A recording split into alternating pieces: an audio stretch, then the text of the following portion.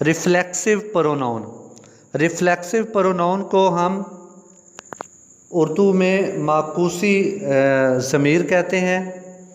इसकी डेफिनेशन इस तरह हम कर सकते हैं कि reflexive pronouns are the words ending in self और सेल्व्स, यानी कि ये सेल्फ या सेल्व्स में ये इख्तिताम होते हैं, इनको रिफ्लेक्सिव प्रोनाउन हम कहेंगे। They are used when subject and object in the sentence are same.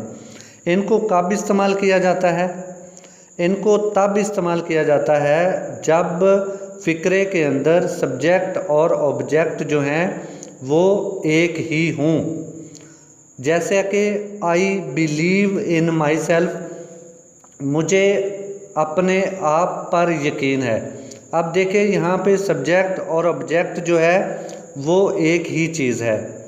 तो मज़ीद जो रिफ्लेक्सिव प्रोनाउंस हैं उनमें माई सेल्फ हो सकता है, himself, herself, ourselves, themselves और भी हो सकते हैं। तो जिसके साथ सेल्फ और सेल्व्स आए वो रिफ्लेक्सिव प्रोनाउन कहलाएगा। इसकी एग्जांपल्स देख लेते हैं। ही एब्सेंटेड हिमसेल्फ फ्राम स्कूल, वो स्कूल से ख़ुद गैर हाज़िर हुआ। वो स्कूल से ख़ुद गैर हाज़िर हुआ, इसको उर्दू में हम ऐसे कहेंगे। She did it her self, उसने खुद ये किया, उसने खुद ये किया। अब हम देखते हैं एक और चीज़।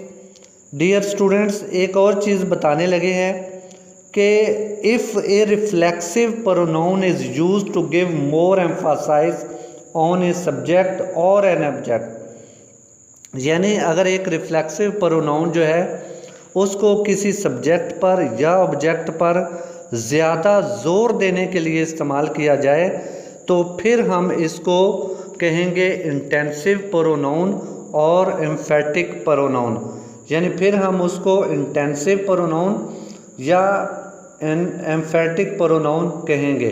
जैसा कि आई माई सेल्फ डिड इट, मैंने खुद ऐसा किया, खुद मैंने ऐसा किया, खुद मैंने ऐसा किया। She her self wash the clothes, खुद उस।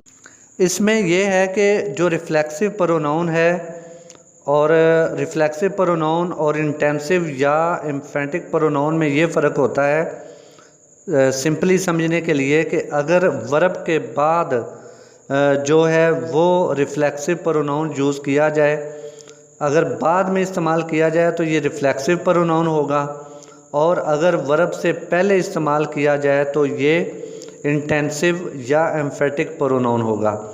यानी वर्ब के बाद अगर इस्तेमाल करेंगे तो वो जो एम्फासाइज है वो नहीं करता, वो यानी कि कम ज़ोर देता है उस पर। लेकिन अगर वर्ब से पहले अगर इस्तेमाल करेंगे तो वो उसको एम्फासाइज करता है, यानी कि उसके अंदर इंटेंस जो है वो उसकी ज़्यादा बढ़ जाती है। तो इस वजह से ये भी एक फ़र्क है। ये भी आप जब सेंटेंस करें तो इसको ज़हन में रखना है।